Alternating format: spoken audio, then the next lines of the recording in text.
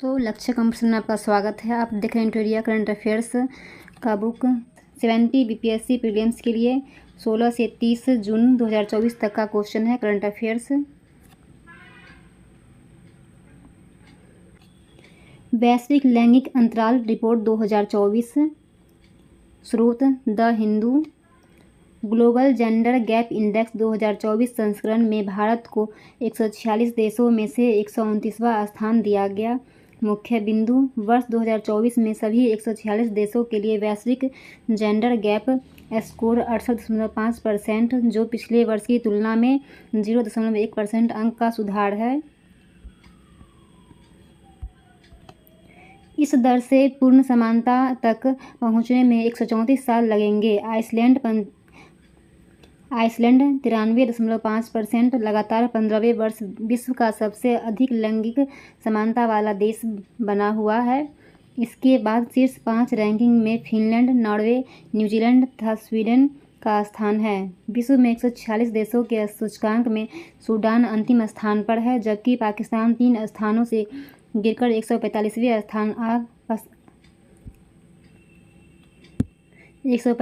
स्थान पर आ गया है।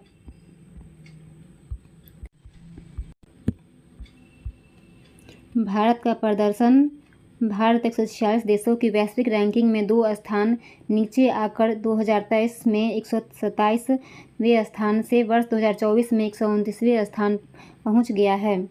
विभिन्न श्रेणियों में भारत की रैंकिंग: राजनीतिक सशक्तिकरण 65, आर्थिक भागीदारी और अवसर 142, शैक्षिक उपलब्धि 112, स्वास्थ्य और जीवन रक्षा 142। वैश्विक लैंगिक अंतराल रिपोर्ट: इसे विश्व आर्थिक मंच द्वारा जारी किया जाता है। यह 4 मुख्य आयामों में लैंगिक समानता का आकलन करता है: आर्थिक भागीदारी और अवसर, शैक्षिक उपलब्धि, स्वास्थ्य और उत्तरजीविता और राजनीतिक सशक्तिकरण। यह वर्ष 2006 में स्थापना के बाद के समय के साथ लैंगिक अंतरालों को समाप्त करने की दिशा में प्रगति को ट्रैक करता है। बाल पोषण रिपोर्ट 2024: हाल ही में यूनिसेफ ने बाल खाद्य गरीबी रिपोर्ट शीर्षक से बाल पोषण रिपोर्ट 2024 जारी की है। यूनिसेफ बाल खाद्य गरीबी को प्रारंभिक बचपन, जीवन के पहले 5 वर्षों में पौष्टिक और विविध आहार तक पहुंचने और उपभोग करने में बच्चों की असमर्थता के रूप में परिभाषित करता है। मुख्य बिंदु: विश्व भर में 5 वर्ष से कम आयु के प्रत्येक 4 बच्चों में से एक, लगभग 27% बच्चे 181 मिलियन गंभीर खाद्य गरीबी का सामना कर रहा है। दक्षिण एशिया और उप सहारा अफ्रीका में गंभीर बाल खाद्य गरीबी में रहने वाले 181 मिलियन बच्चों में से 2/3 68% से अधिक बच्चे रहते हैं। भारत में 40% बच्चे गंभीर खाद्य अभाव का सामना कर रहे हैं। कारण: बढ़ती असमानताएं, संघर्ष और जलवायु संकट, साथ ही बढ़ती खाद्य कीमतें, अस्वास्थ्यकर खाद्य पदार्थों की अधिकता, हानिकारक खाद्य विपणन रणनीतियां और बच्चों का भोजन देखने की खराब प्रथाएं। प्रमुख सिफारिशें: बाल खाद्य गरीबी उन्मूलन को नीतिगत अनिवार्यता के रूप में स्थापित करना, पौष्टिक और स्वस्थ भोजन को छोटे बच्चे के लिए सबसे सुलभ, किफ़ायती और वांछनीय विकल्प बनाने के लिए खाद्य प्रणालियों में परिवर्तन लाना, CFP की गंभीरता का आकलन करने के लिए डेटा प्रणालियों को मजबूत करना।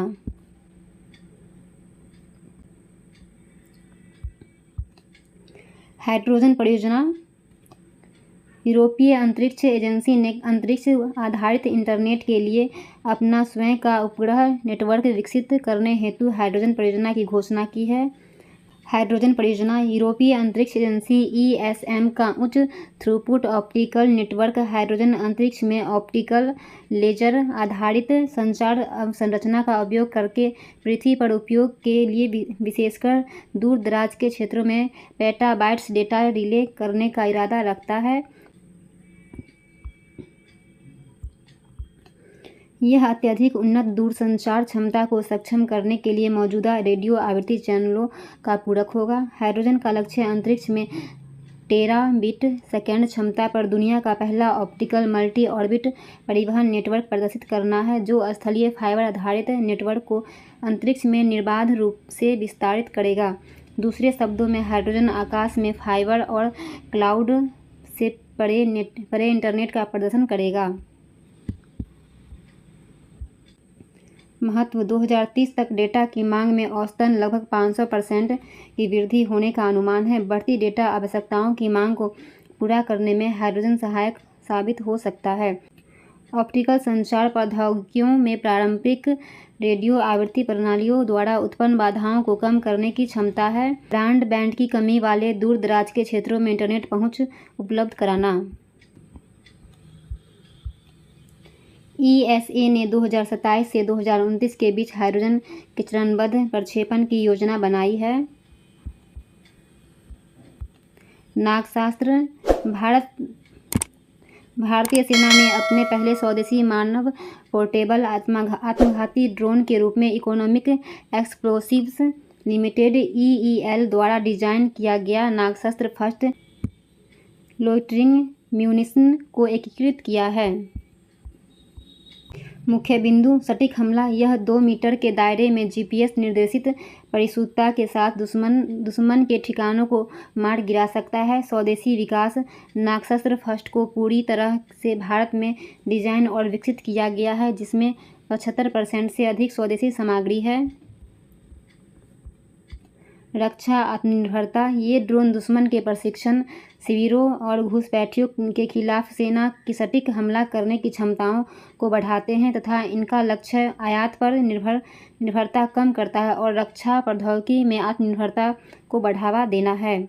ऑपरेशन रेंज: इस ड्रोन की ऑपरेशनल रेंज 15 किलोमीटर है, जबकि ऑटोनॉमस मोड में 30 किलोमीटर है।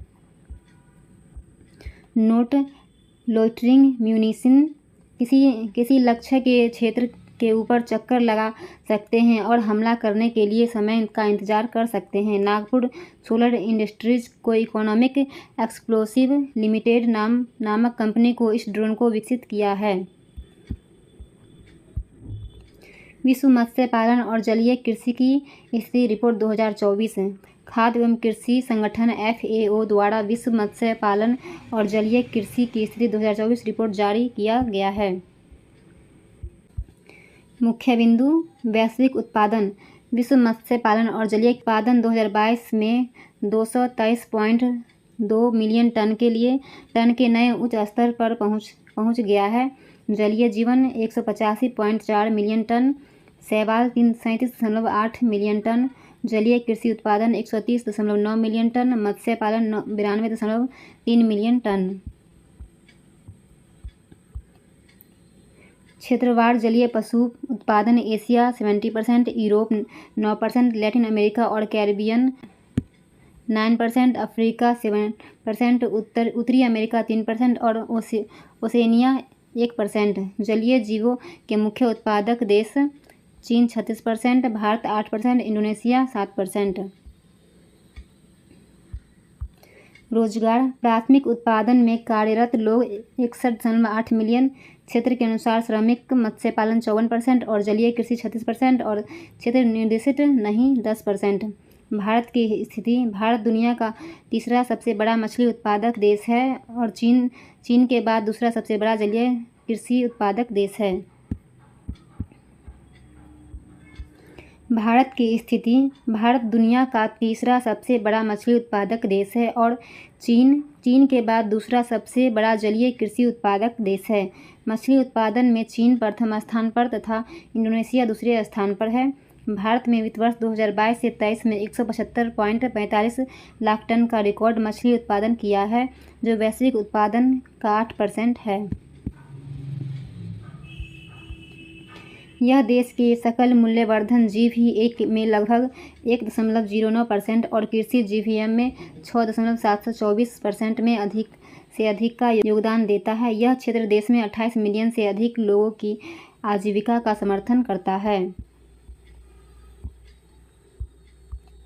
विश्व मत्स्य पालन और जलीय कृषि की स्थिति सोफिया FAO की एक प्रमुख रिपोर्ट है जो वैश्विक मत्स्य स्टॉक की स्थिति और स्वास्थ्य के साथ साथ वैश्विक और क्षेत्रीय स्तर पर मत्स्य पालन और जलीय कृषि के रुझानों का विश्लेषण करती है। सार्वजनिक परीक्षा अनुचित साधनों की रोकथाम विधेयक 2024।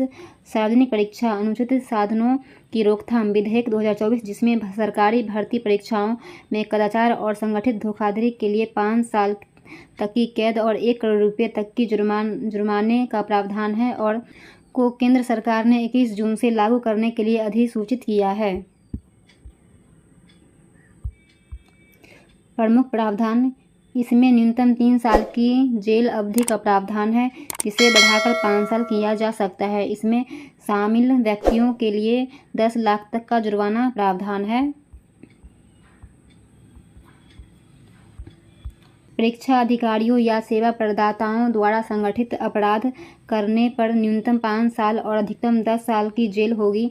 साथ ही 1 करोड़ रुपये का जुर्माना भी लगाया जा सकता है। अधिनियम के तहत सभी अपराध संज्ञेय और गैर जमानती है जो अपराधियों के खिलाफ तत्काल और कड़ी कार्रवाई सुनिश्चित करते हैं।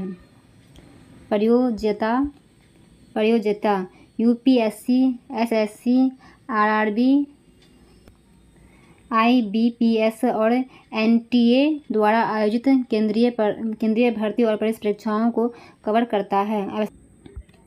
आवश्यकता क्यों 2016 से 2023 तक पेपर लीक से 1.5 करोड़ से अधिक छात्र प्रभावित हुए। इस अवधि के दौरान 70 से अधिक मामले सामने आए हैं। इसके पूर्व केंद्र सरकार और उसकी एजेंसियों द्वारा आयोजित सार्वजनिक परीक्षाओं में अनुचित व्यवहार को संबोधित करने के लिए कोई विशिष्ट कानून नहीं है। रूस उत्तर कोरिया समझौता रूस के राष्ट्रपति व्लादिमीर पुतिन की हालिया प्योंगयांग यात्रा एक ऐतिहासिक समझौते के साथ संपन्न हुई। रूस और उत्तर कोरिया के बीच यदि दोनों में से कोई भी सशस्त्र आक्रमण का सामना करता है तो तत्काल सैन्य सहायता के लिए समझौता हुआ है। संधि की मुख्य विशेषताएं समझौते के अनुच्छेद 4 के अनुसार यदि किसी एक पक्ष को किसी एक का राज्य या कोई राज्यों द्वारा सशस्त्र आक्रमण के कारण युद्ध की स्थिति में डाला जाता है तो दूसरा पक्ष संयुक्त राष्ट्र चार्टर के अनुच्छेद 51 और DPRK उत्तर कोरिया और रूसी संघ के कानूनों के अनुसार बिना किसी देरी के अपने पास मौजूद सभी साधनों के साथ सैन्य और अन्य सहायता प्रदान करेगा। यह समझौता 1961 की रूस उत्तर कोरिया मैत्री सहयोग और पारस्परिक सहायता संधि की याद दिलाता है। निहितार्थ क्षेत्रीय चिंताएं दक्षिण कोरिया और जापान के लिए इस संधि को प्रत्यक्ष खतरा माना जा सकता है। दोनों देश लंबे समय से उत्तर कोरिया के परमाणु कार्यक्रम और सैन्य शक्ति को लेकर चिंतित हैं। शक्ति संतुलन इसके जवाब में दक्षिण कोरिया और जापान दोनों संभवतः संयुक्त राज्य अमेरिका के साथ अपने गठबंधन को और मजबूत करेंगे। प्रोत्साहन यह समझौता अन्यत्र भी इसी तरह की साझेदारी को प्रोत्साहित कर सकता है, खासकर ईरान के साथ। चीन की दुविधा यह संधि एशिया में पश्चिम विरोधी ताकत को मजबूत करती है। चीन उत्तर कोरिया के साथ रूस के बढ़ते सैन्य सहयोग से सावधान रहेगा जो प्योंगयांग पर उसके लगभग अन्य भू राजनीतिक प्रभाव को कमजोर कर सकता है। ऊर्जा संक्रमण सूचकांक बिहार आर्थिक मंच द्वारा जारी वैश्विक ऊर्जा संक्रमण सूचकांक के अनुसार भारत को सूचकांक में शामिल 120 देशों में से 63वां स्थान मिला है। विगत वर्ष भारत 67वें स्थान पर था। मुख्य बिंदु रैंकिंग में यूरोपीय देश शीर्ष पर है, स्वीडन शीर्ष पर है, उसके बाद डेनमार्क, फिनलैंड, स्विट्जरलैंड और फ्रांस का स्थान है। विश्व आर्थिक मंच ने स्वच्छ ऊर्जा अवसंरचना में भारत द्वारा की गई प्रगति की सराहना की। जहां नवीकरणीय ऊर्जा और बायोमास इसकी विद्युत उत्पादन क्षमता का 42% हिस्सा है, जिससे भारत विश्व स्तर पर चौथा सबसे बड़ा नवीकरणीय बाजार बन गया है। भारत और चीन जैसे घनी आबादी वाले देशों सहित उभरते और विकासशील एशिया ने पिछले दशक में ऊर्जा संक्रमण सूचकांक स्कोर में 8% सुधार दिखाया है। 8 देशों ने वर्ष 2022 में शुद्ध शून्य उत्सर्जन हासिल किया, जिनमें Bhutan, Comoros, गेबोन, Guyana, Madagascar, New Guinea, Panama और सूरीनाम शामिल है।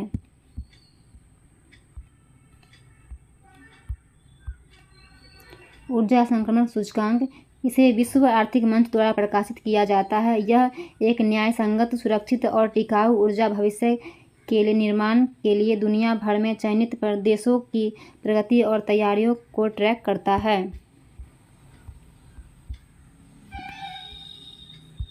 दुनिया में सबसे ऊंचे चिनाब रेल पुल पर सफल ट्रायल रन।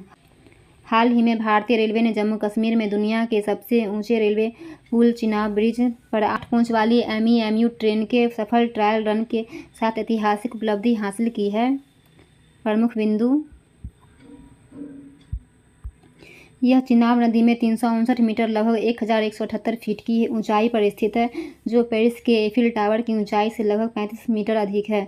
यह 1.3 किलोमीटर लंबा पुल जम्मू कश्मीर के रियासी जिले के बक्कल और कौड़ी के बीच स्थित है। यह उधमपुर श्रीनगर बारामुल्ला रेल लिंक परियोजना का हिस्सा है।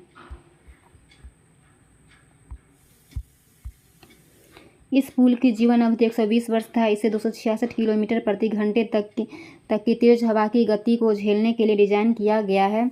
चिनाब नदी की उत्पत्ति हिमाचल प्रदेश के लाहौल और स्पीति जिलों में चंद्रा और भागा नदियों के संगम से होती है। चिनाब नदी का उपयोग बड़े पैमाने पर जल विद्युत उत्पादन के लिए किया जाता है। बगलिहार जल विद्युत परियोजना, सलाल एवं दुलहस्ती जल विद्युत परियोजना, रतले और पाकल दुल जल विद्युत संयंत्र, किरू और किश्तवाड़ जल विद्युत परियोजना, किरूल और किश्तवाड़ जल विद्युत परियोजना। इसकी कुल लंबाई लगभग 974 किलोमीटर है। जम्मू के पास झेलम नदी से मिलने के बाद चिनाब नदी सिंधु की सहायक नदी सतलुज में मिल जाती है। सहायक नदियाँ मियार नाला, सोहल, थिरोट, भूतनाला आदि। भारत और बांग्लादेश का संबंध। हाल ही में भारत ने बांग्लादेश में तीस्ता नदी के संरक्षण में अपनी रुचि का संकेत दिया है। बांग्लादेश की प्रधानमंत्री शेख हसीना 21 से 22 जून 2024 को भारत की राजकीय यात्रा में आई हुई थी। प्रमुख घोषणाएं: बांग्लादेश नागरिकों को इलाज के लिए ई-मेडिकल वीज़ा सुविधा, परिवहन सुविधा। भारत और भूटान सीमा पर गेंदे दर्शनों से चिलाहाटी हल्दीबाड़ी होते हुए हासीमारा तक डलगांव रेलहेड के माध्यम से मालगाड़ी सेवा।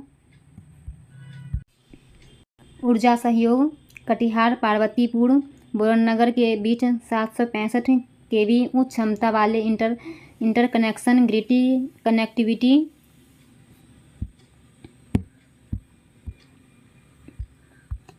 नदी जल बंटवारा: 1996 की गंगा जल बंटवारा संधि के नवीकरणीय के लिए चर्चा शुरू करने के लिए एक संयुक्त तकनीकी समिति का गठन। आपसी सहमति से तय समय सीमा के भीतर भारतीय सहायता से बांग्लादेश के अंदर तीस्ता नदी के संरक्षण और प्रबंधन का काम किया जाएगा। राजशाही व कोलकाता के बीच नई ट्रेन, चटगांव और कोलकाता के बीच बस सेवा। नेपाल में 45 मेगावाट बिजली भारत के जरिए बांग्लादेश को प्रदान किया जाएगा। बांग्लादेश भारतीय UPI को अपनाएगा। भारत के सहयोग से बांग्लादेशी सेना को अत्याधुनिक बनाया जाएगा। अमेरिकी सांसद भारत में दलाई लामा से मिलने चीन नाराज। हाल ही में कुछ प्रभावशाली अमेरिकी सांसदों के एक दल ने भारत के धर्मशाला में दलाई लामा से मुलाकात की है। चीन ने दलाई लामा को अलगाववादी बताते हुए अमेरिकी सांसदों ने उनसे न मिलने की अपील की है।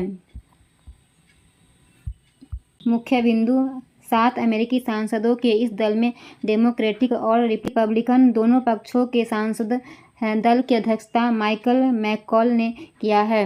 इस दल में हाउस की पूर्व स्पीकर नैन्सी पेलोसी भी थी।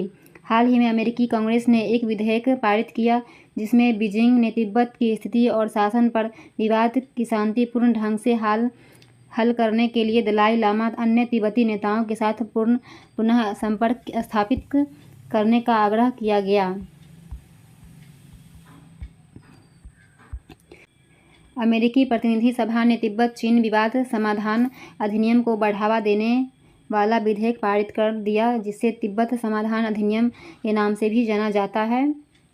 यह विधेयक बीजिंग के इस रुख को खारिज करता है कि तिब्बत प्राचीन काल से ही चीन का हिस्सा रहा, आग्रह करता है कि वह तिब्बत के इतिहास, तिब्बती लोगों और दलाई लामा सहित तिब्बती संस्थाओं के बारे में गलत सूचना का प्रचार बंद करे। चीन की नाराजगी का कारण दलाई लामा तिब्बती बौद्ध धर्म गैलुग संप्रदाय के धर्मगुरु की उपाधि है। मौजूदा दलाई लामा को 14वां दलाई लामा माना जाता है। 1959 में वह चीनी शासन के खिलाफ की गई एक बगावत के असफल होने के बाद हिमालय के रास्ते अपने अनुयायियों के साथ भारत आ गए थे। भारत ने उन्हें और कई तिब्बतियों को शरण दिया। उनका मुख्यालय हिमाचल प्रदेश के धर्मशाला में है। भारत सरकार आधिकारिक तौर पर तिब्बत को चीन का हिस्सा ही मानती है। चीन का मानना है कि दलाई लामा कोई विशुद्ध धार्मिक व्यक्ति नहीं है, बल्कि वे एक राजनीतिक निर्वासित व्यक्ति है जो धर्म की आड़ में चीन विरोधी अलगाववादी गतिविधियों में संलग्न है। आर्टिफिशियल इंटेलिजेंस तैयारी सूचकांक 2024 हाल ही में अंतर्राष्ट्रीय मुद्रा कोष द्वारा जारी 2024 के लिए कृत्रिम बुद्धिमत्ता तैयारी सूचकांक में कृत्रिम बुद्धिमत्ता को अपनाने और एकीकृत करने के लिए 174 देशों की तत्परता का मूल्यांकन किया गया है। मुख्य विशेषताएं, मूल्यांकन मानदंड। इसमें 4 प्रमुख क्षेत्र शामिल हैं: डिजिटल अवसंरचना, मानव पूंजी, श्रम बाजार नीतियाँ, नवाचार और आर्थिक एकीकरण, विनियमन और नैतिकता। देश वर्गीकरण सूचकांक देशों को 3 समूहों में वर्गीकृत करता है: उन्नत अर्थव्यवस्थाएं, उभरती बाजार अर्थव्यवस्थाएं और निम्न आय वाले देश। LIC शीर्ष प्रदर्शनकर्ता सिंगापुर, डेनमार्क और USA। भारत को 0.49 रेटिंग के साथ EM की श्रेणी में रखा गया है। कुल 174 देशों में भारत 72वें स्थान पर है, जबकि चीन 0.63, 31वें, श्रीलंका 0.43, 92 और बांग्लादेश 0.38, 113वें स्थान पर है। सरकार की पहल। India AI mission. भारत में AI बनाना और भारत के लिए AI को कारागार बनाना के दृष्टिकोण को सफल बनाने के उद्देश्य से सरकार ने मार्च में 10,371.92 करोड़ रुपए के बजट परिव्यय के साथ इंडिया AI मिशन को मंजूरी दी थी। इंडिया AI मिशन का उद्देश्य AI नवाचारों को बढ़ावा देने के लिए एक व्यापक पारिस्थितिकी तंत्र स्थापित करना है। दूरसंचार अधिनियम 2023। हाल ही में केंद्र सरकार ने दूरसंचार अधिनियम 2023 की धारा 1210 से 30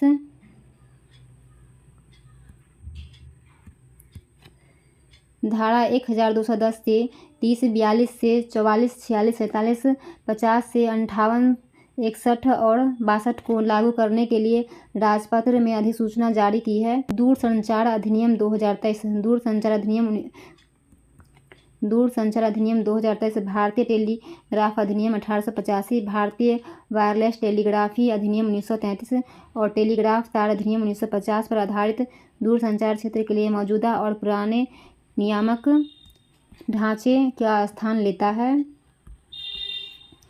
इससे प्रावधान किया गया है कि केंद्र सरकार दूरसंचार संबंधित गतिविधियों के लिए प्राधिकरण प्रदान करेगी और स्पेक्ट्रम आवंटित करेगी। सरकार के पास सार्वजनिक सुरक्षा या आपातकाल से संबंधित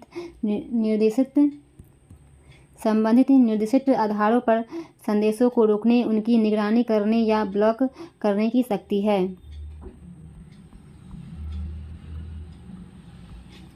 दूरसंचार स्पेक्ट्रम उपयोगकर्ता आदि जैसे विभिन्न शब्दावलियों को परिभाषित करना, जिससे अनिश्चितवादी कम होगी तथा निवेशकों का विश्वास बढ़ेगा और व्यापार करने में आसानी होगी। यह अधिनियम सार्वभौमिक सेवा दायित्व निधि के दायरे का विस्तार करता है, जिसमें वंचित, ग्रामीण, दूरस्थ और शहरी क्षेत्रों में सार्वभौमिक सेवाओं का समर्थन करता है। यह अधिनियम नवप्रवर्तन और प्रौद्योगिकी के प्रयोग को सुविधाजनक बनाने के लिए विनियामक सैंडबॉक्स हेतु कानूनी ढांचा भी प्रदान करता है। यह अधिनियम उपयोगकर्ताओं को अवांछित वाणिज्यिक संचार से बचाने के लिए शिकायत निवारण तंत्र बनाता है। विशेषताएं: इसमें नियमों के उल्लंघन तथा अपराध के आधार पर 3 साल तक की जेल तथा 50 लाख तक के जुर्माने का प्रावधान है। एक पहचान पत्र पर 9 से ज़्यादा सिम कार्ड होने पर 50,000 का जुर्माना, दोबारा यही काम करने पर 2 लाख रुपये तक का जुर्माना पर लगाने का प्रावधान है। विश्व ड्रग रिपोर्ट 2024। संयुक्त राष्ट्र मादक पदार्थ एवं अपराध कार्यालय UNODC ने विश्व मादक पदार्थ दिवस पर रिपोर्ट जारी की है। रिपोर्ट के मुख्य बिंदु: 2022 में नशीली दवाओं का उपयोग करने वाले लोगों की संख्या बढ़कर 292 मिलियन हो गई है, जो 10 वर्षों में 20% की वृद्धि हुई है। नशीली दवाओं का उत्पादन और तस्करी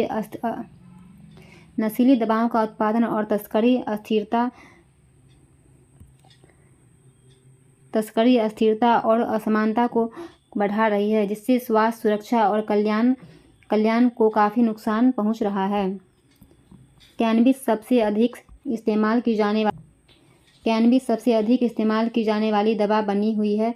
228 मिलियन उपयोगकर्ता, इसके बाद ओपियोइड 60 मिलियन उपयोगकर्ता, एम्फेटामिन 30 मिलियन उपयोगकर्ता, कोकीन 23 मिलियन उपयोगकर्ता और एक्सटेसी 20 मिलियन उपयोगकर्ता का स्थान है। दुनिया भर में अनुमानित 64 मिलियन लोग नशीली दवाओं के उपयोग संबंधी विकारों से पीड़ित हैं, लेकिन प्रत्येक 11 में से केवल एक व्यक्ति को ही उपचार मिल पाता है। महिलाएं विशेष रूप से वंचित हैं। नशीली दवाओं के उपयोग संबंधी विकारों से पीड़ित हर 18 में से केवल एक महिला को ही उपचार मिल पाता है। मादक पदार्थों की तस्करी पर अंकुश लगाने के लिए उठाए गए कदम। नार्को समन्वय केंद्र। वर्ष 2019 में केंद्रीय और राज्य ड्रग कानून प्रवर्तन एजेंसियों के बीच बेहतर सामंजस्य और तालमेल के लिए 4 स्तरीय NCOID तंत्र को मजबूत किया गया था। संयुक्त समन्वय समिति JCC का गठन, NCB कैडर का पुनर्गठन, सिम्स ई-पोर्टल, जब्त नशीले पदार्थों का निपटान, समुद्री मार्ग से तस्करी रोकने के लिए विशेष अभियान। जग जागरूक अभियान। श्रीनगर को मिला विश्व शिल्प नगरी का दर्जा। हाल ही में श्रीनगर विश्व शिल्प परिषद WCC द्वारा विश्व शिल्प शहर के रूप में मान्यता प्राप्त करने वाला चौथा भारतीय शहर बन गया है। 3 वर्ष पूर्व इसे शिल्प और लोक कलाओं के लिए UNESCO creative city network UCCN के हिस्से के रूप में नामित किया गया था। मुख्य बिंदु: जयपुर, मलप्पुरम और मैसूर को पहले ही विश्व शिल्प शहरों के रूप में मान्यता मिल चुकी है। कागज़ की लुगदी, अखरोट की लकड़ी पर नक्काशी, कालीन, सोजनी कढ़ाई और पश्मीना और काली शॉल श्रीनगर के कुछ शिल्प हैं। महत्व: अंतर्राष्ट्रीय प्रतिष्ठा। यह मान्यता वैश्विक मंच पर शहर की स्थिति को बढ़ाती है तथा शिल्प के लिए उत्कृष्टता के केंद्र के रूप में इसकी प्रतिष्ठा को बढ़ाती है। कारीगरों को समर्थन। इससे श्रीनगर के स्थानीय हस्तशिल्प उद्योग को प्रोत्साहन मिलेगा। यहाँ 60,000 से अधिक लोग शिल्प कलाओं में जुड़े हैं। आर्थिक लाभ: यह मान्यता पर्यटकों, निवेशकों और प्रामाणिक शिल्प में रुचि रखने वाले ग्राहकों को आकर्षित करके स्थानीय अर्थव्यवस्था को बढ़ावा दे सकता है। मानदंड: शहरों को शिल्प कौशल, सांस्कृतिक विरासत और टिकाऊ प्रथाओं के प्रति उनकी प्रतिबद्धता के आधार पर प्रतिष्ठा, विश्व शिल्प नगरी का दर्जा दिया जाता है। शिल्प की समृद्ध परंपरा और कुशल कारीगर, शिल्प प्रथाओं में नवीनतम और रचनात्मकता, सदियों पुरानी प्रथाओं का पालन। विश्व निवेश रिपोर्ट 2024 हाल ही में संयुक्त राष्ट्र व्यापार और विकास सम्मेलन द्वारा विश्व निवेश रिपोर्ट 2024 प्रकाशित की गई है। रिपोर्ट के मुख्य बिंदु वैश्विक संदर्भ, आर्थिक मंदी और बढ़ते भू-राजनीतिक तनाव के कारण 2023 में वैश्विक प्रत्यक्ष निवेश FID 2% घटकर $1.3 ट्रिलियन हो गया है। विकासशील देशों FDI प्रवाह 7% गिरकर $867 बिलियन रह गया। शीर्ष 20 मेजबान अर्थव्यवस्थाओं में सबसे बड़ी गिरावट फ्रांस, ऑस्ट्रेलिया, चीन, अमेरिका और भारत में दर्ज की गई। भारतीय संदर्भ, भारत में प्रत्यक्ष विदेशी निवेश प्रवाह 2022 के $49.3 अरब से घटकर 2023 में $28.1 अरब रहने की संभावना है। भारत 2023 में विश्व निवेश रैंकिंग में 7 पायदान नीचे खिसककर 15वें स्थान पर आ सकता है। RBI के अनुसार भारत में शुद्ध प्रत्यक्ष विदेशी निवेश वित्तीय वर्ष 2023 से 24 में 62.14% घटकर $10.6 बिलियन रह गया, जो पिछले वर्ष $28 बिलियन था। विश्व निवेश रिपोर्ट यह विश्व भर में क्षेत्रीय और देश स्तर पर FDI के रुझानों और विकास इसके योगदान को बेहतर बनाने के लिए उभरती उपायों पर ध्यान केंद्रित करता है। संयुक्त राष्ट्र व्यापार और विकास सम्मेलन यह 1964 में संयुक्त राष्ट्र महासभा द्वारा स्थापित यह एक अस्थायी अंतर सरकारी निकाय है। मुख्यालय जिनेवा, स्विट्जरलैंड। कुल सदस्य 195 देश। डाकघर अधिनियम 2023। डाकघर अधिनियम 2023 का कार्यान्वयन 18 जून 2024 से प्रभावी होगा। इसके अधिनियम का उद्देश्य भारतीय डाकघर अधिनियम 1898 को रद्द करना और भारत में डाकघरों से संबंधित कानूनों को समेकित और संशोधित करना था। मुख्य विशेषताएं। इस अधिनियम का उद्देश्य नागरिक केंद्रित सेवाओं, बैंकिंग सेवाओं और सरकारी योजनाओं के लाभों को अंतिम छोर पहुंचाने के लिए एक सरल विधायी ढांचा तैयार करना है। यह अधिनियम व्यवसाय करने में आसानी और जीवन यापन में आसानी बढ़ाने के लिए पत्रों के संग्रहण, प्रसंस्करण और वितरण के विशेषाधिकार जैसे प्रावधानों को समाप्त कर देता है। अधिनियम में कोई दंडात्मक प्रावधान निर्धारित नहीं किया गया है। यह वस्तुओं के पता पहचानकर्ताओं और पोस्ट कोड के उपयोग के लिए मानक निर्धारित करने हेतु एक रूपरेखा प्रदान करता है। डाक सेवाएं संविधान की संसूची के अंतर्गत आती है। विश्व का पहला एशियन किंग वल्चर संरक्षण केंद्र। उत्तर प्रदेश के महाराजगंज में गिद्धों की एशियन किंग प्रजाति के लिए दुनिया का पहला संरक्षण और प्रजनन तंत्र केंद्र स्थापित किया जाएगा। मुख्य केंद्र का नाम जटायु संरक्षण और प्रजनन केंद्र है। यह केंद्र लुप्तप्राय प्रजातियों की आबादी में सुधार करेगा, जो वर्ष 2007 से अंतर्राष्ट्रीय प्रकृति संरक्षण संघ की लुप्तप्राय सूची में दर्ज है। एशियाई किंग गिद्ध। एशियाई राज गिद्ध को लाल सिर वाले गिद्ध के नाम से भी जाना जाता है। ये गिद्ध पूरे भारत में पाए जाते हैं। हालांकि एशियन किंग गिद्ध आवासों के नष्ट होने और घरेलू पशुओं में डाइक्लोफेनाक दवा के अत्यधिक उपयोग के कारण खतरे में है। संरक्षण स्थिति। IUCN रेड लिस्ट गंभीर रूप से संकटग्रस्त है। वन्यजीव संरक्षण अधिनियम 1972 अनुसूची 1 संरक्षण केंद्र का लक्ष्य गिद्धों के अच्छे स्वास्थ्य को सुनिश्चित करना और उनकी आबादी बढ़ाना है। Global liveability index 2024 economist intelligence unit ने वैश्विक स्तर पर 173 शहरों का मूल्यांकन करते हुए अपना ग्लोबल लिवेबिलिटी इंडेक्स प्रकाशित किया है। मुख्य बिंदु। 173 शहरों में समग्र लिवेबिलिटी स्कोर में मामूली सुधार हुआ है। औसत स्कोर 100 में से 76.1 तक बढ़ाया गया है, जो दुनिया भर में शहरी निवासियों के लिए जीवन की गुणवत्ता में मामूली वृद्धि दर्शाता है। लगातार 3 वर्ष वियना ने रैंकिंग में शीर्ष स्थान प्राप्त किया। कोपेनहेगन डेनमार्क द्वितीय स्थान था। ज्यूरिख स्विट्जरलैंड तृतीय स्थान प्राप्त किया। भारतीय शहर। रिपोर्ट में 5 भारतीय शहरों को शामिल किया गया। दिल्ली और मुंबई 100 में से 60.2 अंकों के साथ 141वें स्थान पर है। सबसे कम रहने योग्य शहर मुख्य रूप से उप सहारा अफ्रीका और मध्य पूर्व और उत्तरी अफ्रीका क्षेत्र में है। यूक्रेन शांति शिखर सम्मेलन। स्विट्जरलैंड में यूक्रेन में शांति पर 2 दिवसीय शिखर सम्मेलन रूस यूक्रेन युद्ध की समाप्ति की आशा के साथ संपन्न हुआ। मुख्य बिंदु। शिखर सम्मेलन में 80 से अधिक देशों ने भाग लिया और शांति ढांचे पर संयुक्त विज्ञप्ति का समर्थन किया। यह दस्तावेज रूस और यूक्रेन के बीच शांति स्थापित करने के लिए सामूहिक सहमति और सिफारिशों को रेखांकित करता है।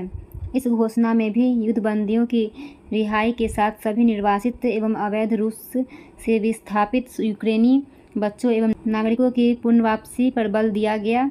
भारत, सऊदी अरब, दक्षिण अफ्रीका, थाईलैंड, इंडोनेशिया, मैक्सिको और यूएई ने विज्ञप्ति पर हस्ताक्षर नहीं किए। चीन ने इस सम्मेलन के आक्रमण को अस्वीकार कर दिया। भारत ने शिखर सम्मेलन में भाग लिया लेकिन अंतिम दस्तावेज का समर्थन नहीं करने का फैसला किया। भारत का रुख इस विश्वास पर आधारित है कि किसी भी शांति प्रस्ताव को टिकाऊ होने के लिए रूस और यूक्रेन दोनों को स्वीकार होना चाहिए। अमेरिका ने केन्या को प्रमुख गैर नाटो सहयोगी घोषित किया।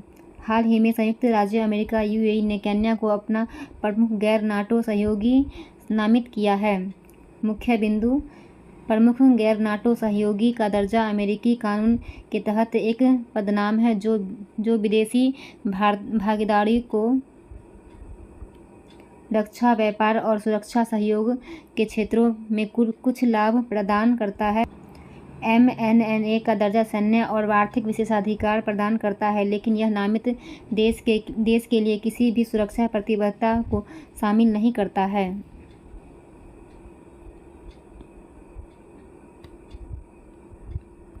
नाटो 1949 में उत्तरी अटलांटिक संधि द्वारा गठित एक राजनीतिक और सैन्य गठबंधन है जिसमें 32 सदस्य देश शामिल हैं। केन्या पूर्वी अफ्रीका में स्थित है। इसका भूभाग हिंद महासागर के निचले तटीय मैदान में स्थित है।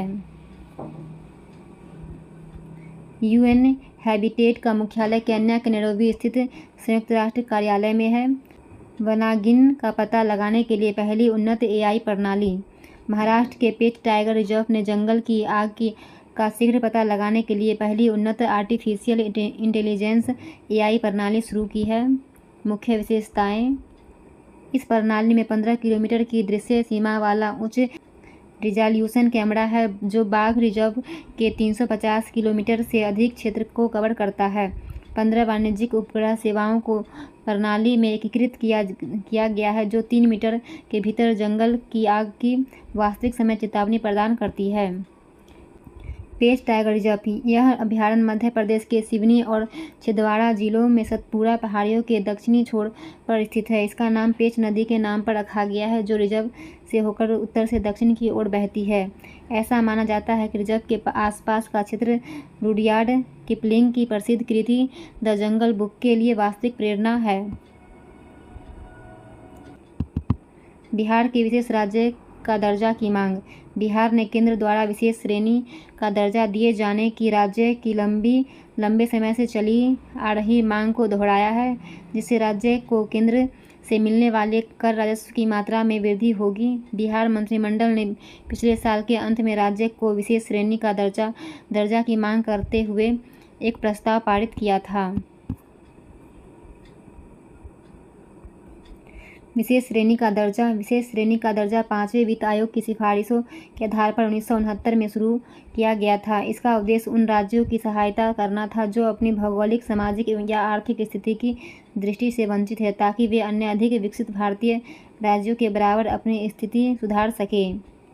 पहाड़ी भूभाग और बड़ी जनजातीय आबादी जैसे मानदंड किसी राज्य को विशेष श्रेणी का दर्जा देने का हकदार बना सकते हैं। जिस राज्य को विशेष श्रेणी का दर्जा दिया जाएगा वह केंद्र से अधिक धनराशि प्राप्त करने में सक्षम होगा तथा विभिन्न कर संबंधी रियायतों का भी आनंद ले सकेगा। उदाहरण स्वरूप, विशेष श्रेणी का दर्जा प्राप्त राज्य केंद्र सरकार द्वारा प्रायोजित योजनाओं के लिए केंद्र ने 90% धनराशि प्राप्त करता है, जबकि अन्य राज्यों को केंद्र से केवल 60-80% धनराशि ही प्राप्त होती है। विशेष श्रेणी का दर्जा प्राप्त करने वाले राज्य जम्मू कश्मीर, असम, नागालैंड, हिमाचल प्रदेश, उत्तराखंड समेत अन्य 6 राज्यों को विशेष दर्जा दिया गया है। इस प्रकार 28 राज्यों में से 11 या 1/3 से ज़्यादा राज्यों के पहले ही विशेष श्रेणी का दर्जा प्राप्त हो चुके हैं। बिहार विशेष श्रेणी का दर्जा क्यों मांग रहा है? बिहार जाति आधारित सर्वेक्षण रिपोर्ट के अनुसार राज्य में 94 लाख गरीब परिवारों के कल्याण के लिए 5 वर्षों में अतिरिक्त 2.5 लाख करोड़ राशि की आवश्यकता होगी। राज्य की लगभग 1/3 आबादी गरीबी रेखा के नीचे जीवन यापन करते हैं। प्रति व्यक्ति आय। बिहार की वर्तमान मूल्य पर प्रति व्यक्ति आय 59,637 रुपये होने का अनुमान है। बिहार आर्थिक सर्वेक्षण 2023 से 24 जो देश में सबसे कम है और राज्य के कई मानव विकास संकेतकों में भी राष्ट्रीय औसत से पीछे है। विभाजन। राज्य के विभाजन के कारण उद्योगों का झारखंड में स्थानांतरित हो जाने से बिहार का राजस्व तथा रोजगार सृजन क्षमता नकारात्मक रूप से प्रभावित हुआ है। प्राकृतिक आपदाएं। सिंचाई के लिए पर्याप्त जल संसाधनों की कमी तथा प्राकृतिक आपदाओं की बारंबारता ने राज्य की राजकोषीय स्थिति को प्रभावित किया है।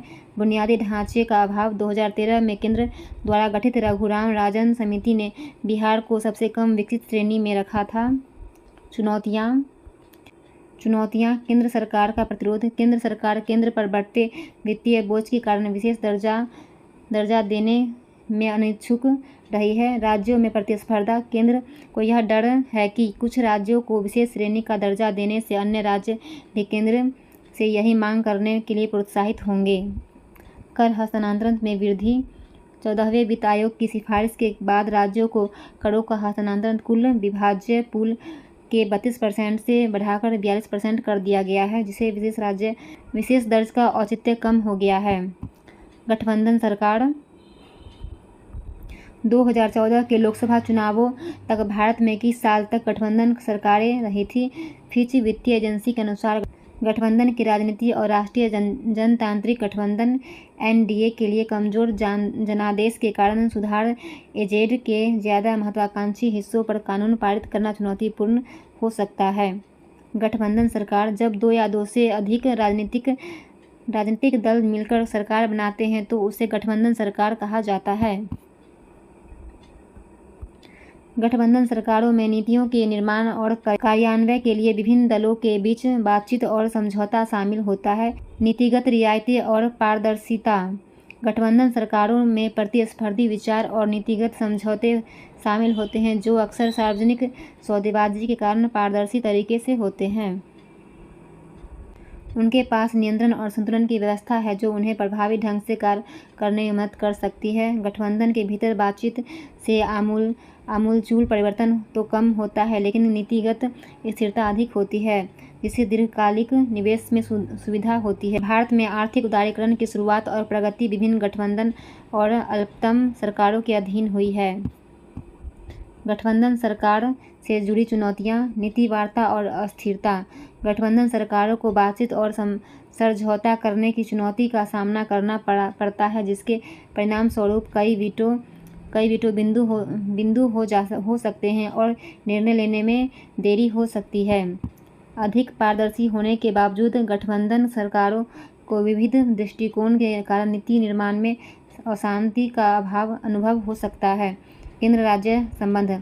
गठबंधन सरकारों नीति निर्माण में राज्य सरकारों की भूमिका को बढ़ाती है, जो अधिक सूचित प्रक्रिया का प्रतिबिंबित करती है। केंद्र और राज्यों के बीच करों के विभाजन को लेकर समस्याएं, विशेषकर जीएसटी और विशेष उपकरों के लागू होने के बाद आर्थिक दृष्टि और निर्णय निर्माण। गठबंधन सहयोगी आमतौर पर आर्थिक सुधारों का समर्थन करते हैं, लेकिन निर्णय लेने की गति और शैली में उत्पन्न हो सकते हैं। संघवाद और केंद्रीकरण। निर्णय लेने के बढ़ते केंद्रीकरण और सामाजिक कल्याण लाभों पर केंद्र सरकार के नियंत्रण के कारण सरकारी संघवादों के वादों को चुनौतियों का सामना करना पड़ता है। एक दलीय सरकार और गठबंधन सरकार में तुलना। एक दल की सरकारों कई दलों के बीच लंबी बातचीत और आम सहमति बनाने की आवश्यकता के बिना तेजी से निर्णय ले सकती है, जैसे माल सेवा कर, जीएसटी।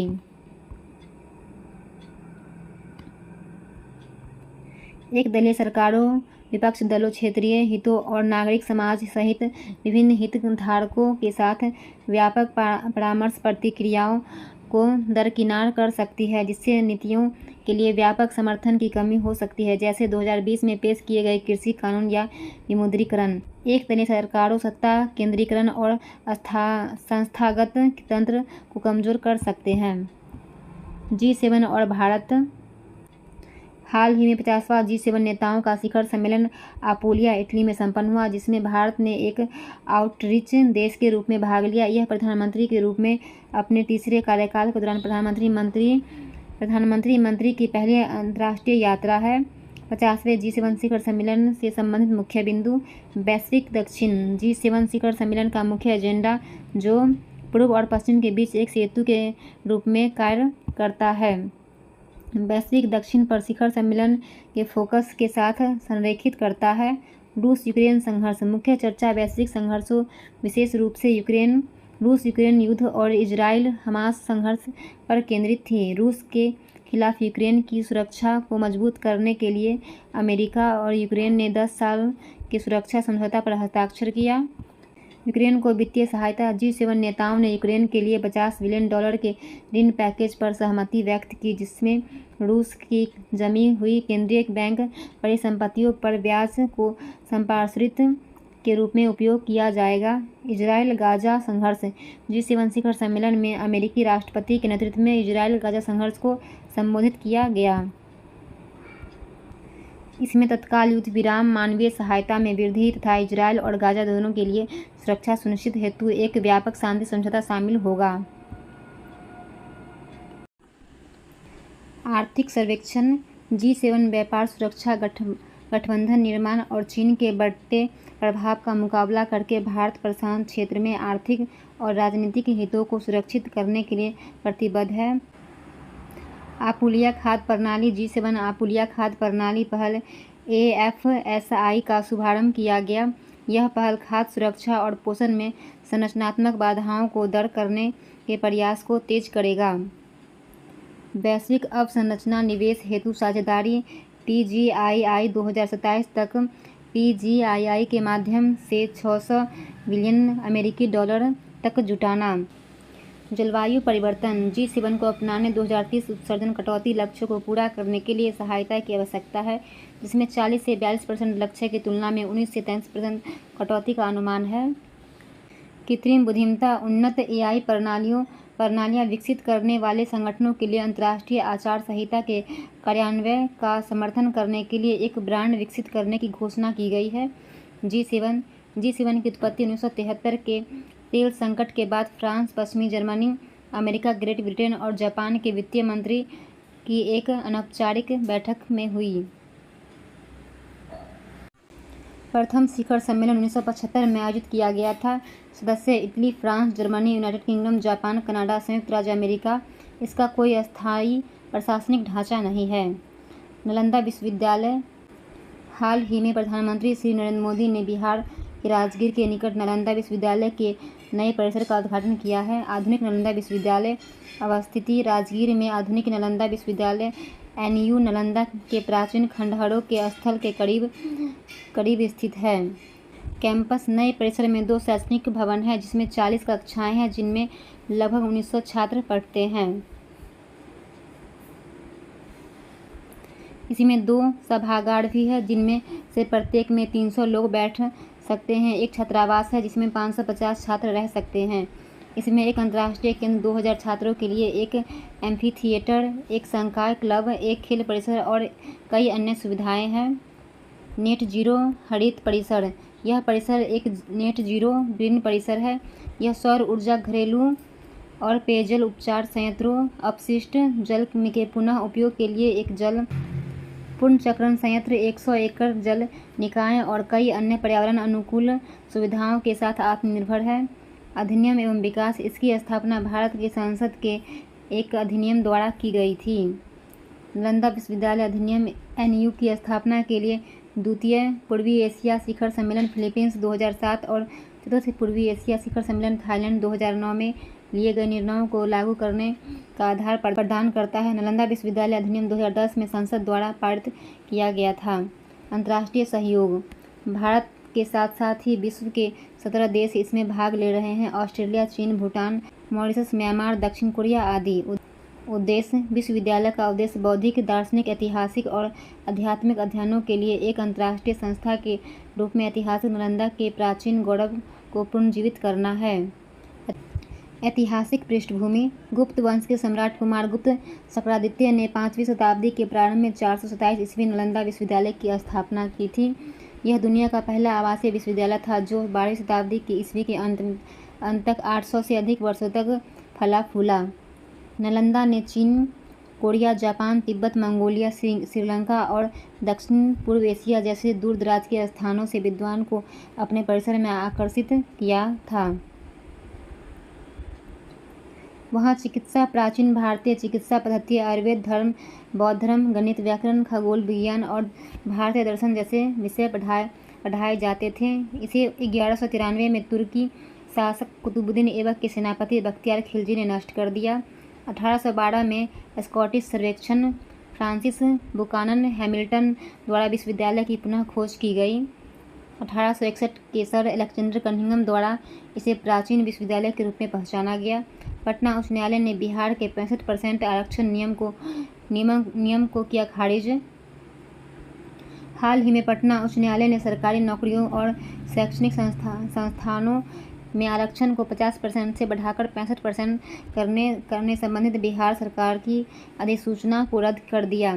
मुख्य बिंदु एवं उच्च न्यायालय का प्रमुख फैसला: मुख्य न्यायाधीश के विनोद चंद्र और न्यायमूर्ति हरीश कुमार की खंडपीठ ने 20 जून को बिहार पदों और सेवाओं में रिक्तियों का आरक्षण, अनुसूचित जाति, अनुसूचित जनजाति और अन्य पिछड़ा वर्ग के लिए संशोधन अधिनियम 2023 और बिहार शैक्षणिक संस्थाओं में प्रवेश में आरक्षण संशोधन अधिनियम 2023 को संविधान के विरुद्ध और संविधान के अनुच्छेद 14, 15 और 16 के तहत समानता के खंड का उल्लंघन मानते हुए रद्द कर दिया। उच्च न्यायालय ने तर्क दिया कि राज्य द्वारा जिस जाति सर्वेक्षण रिपोर्ट पर भरोसा किया गया था उसे पता चला था कि पिछड़े समुदायों को आरक्षण और योग्यता के आधार पर सार्वजनिक रोजगार में पर्याप्त प्रतिनिधित्व प्राप्त था। कुल 20,49,370 सरकारी कर्मचारियों ने पिछड़े वर्गों को 14,04,374 लोग नियुक्त हैं। यह कुल कर्मचारियों को 68.52% है। आरक्षण 15% से बढ़ाने के लिए कई मुद्दों को ध्यान में रखने की जरूरत है, लेकिन बिहार सरकार ने कोई गहन अध्ययन या विश्लेषण नहीं कराया। 50% की सीमा से अधिक आरक्षण बढ़ाना संविधान के समानता के सिद्धांतों के विपरीत है। राज्य सरकार का तर्क: जाति सर्वेक्षण में यह बात सामने आई कि SST और ST सहित पिछड़े वर्गों को और अधिक आरक्षण की जरूरत है। इन वर्गों के उत्थान के लिए कदम उठाना सरकार का दायित्व है। पृष्ठभूमि: जून 2022 में जातीय सर्वे कराने की अधिसूचना की घोषणा की गई। 7 से 21 जनवरी 2023 के बीच जाति आधारित सर्वे का पहला चरण संपन्न हुआ। सर्वे का दूसरा चरण 16 अगस्त 2023 को समाप्त हुआ। 2 अक्टूबर 2023 को सर्वे की पहली रिपोर्ट जारी की गई। 9 नवंबर 2023 को बिहार आरक्षण संशोधन विधेयक विधानसभा से पारित हुआ। 21 नवंबर 2023 से इसे लागू किया गया। 20 जून 2024 को पटना हाईकोर्ट ने नई आरक्षण व्यवस्था को रद्द किया। 50% सीलिंग की आलोचना। मनमानी सीलिंग: आलोचकों का तर्क है कि 50% आरक्षण की सीमा मनमानी है। विधायिका द्वारा इस सीमा को पार करने के प्रयासों के बावजूद न्यायालयों ने लगातार 50% की सीमा को बनाए रखा। सामाजिक न्याय: समाज के सबसे निचले पायदान पर दशकों से खड़े तबकों को बराबरी का हक दिलाने के संबंध में सरकार सकारात्मक निर्णय ले सकती है। मजबूत लोकतंत्र: गरीब एवं दलित वर्ग को जो समाज के मुख्य धारा से कटे हुए हैं तथा वे स्वास्थ्य, शिक्षा, रोजगार और आवास आदि में पीछे हैं, इन्हें समान अवसर देना सरकार की जिम्मेदारी है। लोकसभा अध्यक्ष: हाल ही में राष्ट्रपति ने 7 बार के सांसद भर्तृहरि महताब को 18वीं लोकसभा का प्रोटेम स्पीकर नियुक्त किया है। प्रोटेम स्पीकर: संविधान के अनुच्छेद 94 में प्रावधान है कि लोकसभा का अध्यक्ष लोकसभा के विघटन के बाद उसकी पहली बैठक से ठीक पहले तक अपना पद रिक्त नहीं करेगा। संविधान के अनुच्छेद 94 का 1 में संविधान प्रावधान है कि जब अध्यक्ष और उपाध्यक्ष का पद रिक्त हो तो राष्ट्रपति लोकसभा के किसी सदस्य को अध्यक्ष के कर्तव्यों का पालन करने के लिए नियुक्त करेगा। यह स्थिति तब होगी जब नई लोकसभा की पहली बैठक शुरू होगी। राष्ट्रपति इस प्रावधान के तहत पूर्णकालिक अध्यक्ष के निर्वाचित होने तक प्रोटेम स्पीकर की नियुक्ति करते हैं। प्रोटेम शब्द का अर्थ अस्थायी होता है। प्रोटेम शब्द संविधान या लोकसभा के नियमों में नहीं मिलता है, बल्कि यह एक पारंपरिक शब्द है जिसका उल्लेख संसदीय कार्य मंत्रालय की कार्यप्रणाली संबंधित पुस्तिका में मिलता है। परंपरा के अनुसार लोकसभा के सबसे वरिष्ठ सदस्यों में से एक को सरकार द्वारा चुना जाता है, जिसे राष्ट्रपति द्वारा शपथ दिलाई जाती है। अस्थायी अध्यक्ष अन्य सांसदों को पद की शपथ दिलाता है तथा पूर्णकालिक अध्यक्ष के चुनाव की अध्यक्षता करता है। अध्यक्ष और उपाध्यक्ष का चुनाव संविधान के अनुच्छेद 93 में अध्यक्ष या उपाध्यक्ष के चुनाव संबंधित प्रावधान है। अध्यक्ष का चुनाव राष्ट्रपति द्वारा निर्धारित तिथि पर होता है। स्वतंत्र भारत में 18वीं लोकसभा से पूर्व सभी अध्यक्ष निर्विरोध चुने गए हैं। उपसभापति का चुनाव अध्यक्ष द्वारा निर्धारित तिथि पर होता है। अध्यक्ष की भूमिका। लोकसभा अध्यक्ष लोकसभा का संचालन करता है। अध्यक्ष विधेयक को धन विधेयक के रूप में प्रमाणित करता है, जिस पर राज्यसभा की भूमिका सीमित है। दल बदल के कारण 10वीं अनुसूची के अंतर्गत सांसदों के अयोग्यता पर निर्णय लोकसभा अध्यक्ष द्वारा लिया जाता है। लोकसभा के नियमों के अनुसार अध्यक्ष को प्रस्तुत विधेयकों को अस्थायी समितियों को भेजने तथा गंभीर अवस्था के कारण सदस्यों को अधिकतम 5 दिन के लिए निलंबित करने की शक्ति प्राप्त है। चिताए समितियों को विधेयक भेजने की दर 2009 से 14 के दौरान 71% से घटकर 2019 से 24 के दौरान 60% हो गई है। 2023 के शीतकालीन सत्र के दौरान विपक्षी सांसदों को बड़े पैमाने पर निलंबित किया गया था, किंतु गठबंधन सरकार की वापसी के साथ यह उम्मीद की जा रही है कि अध्यक्ष महत्वपूर्ण विधेयकों को जांच के लिए अस्थायी समितियों को भेजेंगे। परंपराएं। विपक्ष को उपाध्यक्ष का पद देने की परंपरा वर्ष 1991 में शुरू हुई। इसके बाद 16वीं लोकसभा तक यह क्रम चलता रहा। 17वीं लोकसभा में कोई उपाध्यक्ष नहीं चुना गया था। ग्रेट निकोबार परियोजना। नीति आयोग ने अंडमान और निकोबार द्वीप समूह में ग्रेट निकोबार द्वीप समूह का समग्र विकास नामांकन 72,000 करोड़ रुपये की योजना का अनावरण किया। इसमें एक अंतर्राष्ट्रीय ट्रांसशिपमेंट टर्मिनल, एक अंतर्राष्ट्रीय हवाई अड्डा, एक विद्युत संयंत्र और एक टाउनशिप का निर्माण शामिल है। इस परियोजना का क्रियान्वयन अंडमान और निकोबार द्वीप समूह एकीकृत विकास निगम ANIIDCO नामक एक सरकारी उपक्रम द्वारा किया जाएगा। परियोजना का महत्व। प्रस्तावित बंदरगाह ग्रेट निकोबार को कार्गो ट्रांसशिपमेंट में एक प्रमुख घटक बनकर क्षेत्रीय और वैश्विक समुद्री अर्थव्यवस्था में भाग लेने का अवसर प्रदान करेगा। प्रस्तावित हवाई अड्डा समुद्री सेवाओं के विकास में सहायता करेगा तथा ग्रेट निकोबार द्वीप को उत्कृष्ट प्राकृतिक वातावरण का अनुभव करने तथा सतत पर्यटन गतिविधि में भाग लेने के लिए अंतर्राष्ट्रीय और राष्ट्रीय पर्यटकों को आकर्षित करने में सक्षम बनाएगा। आलोचना। इस विशाल परियोजना की पारिस्थितिकी लागत तथा जनजातीय अधिकारों के संभावित उल्लंघन के कारण भारी आलोचना की गई है। स्वदेशी जनजातियों पर प्रभाव। प्रस्तावित बुनियादी ढांचे के उन्नयन से सोम्पेन जनजाति और उनकी पारंपरिक जीवन शैली पर गंभीर प्रभाव पड़ सकता है। पारिस्थितिकीय प्रभाव। इस परियोजना से लगभग 10 लाख पेड़ों के कटने से द्वीप की पारिस्थितिकी पर विपरीत प्रभाव पड़ेगा। बंदरगाह विकास के कारण प्रभाव। भित्तियों के विनाश से स्थानीय समुद्री पारिस्थितिकी तंत्र पर असर पड़ने का आशंका है। भूकंपीय भेद्यता।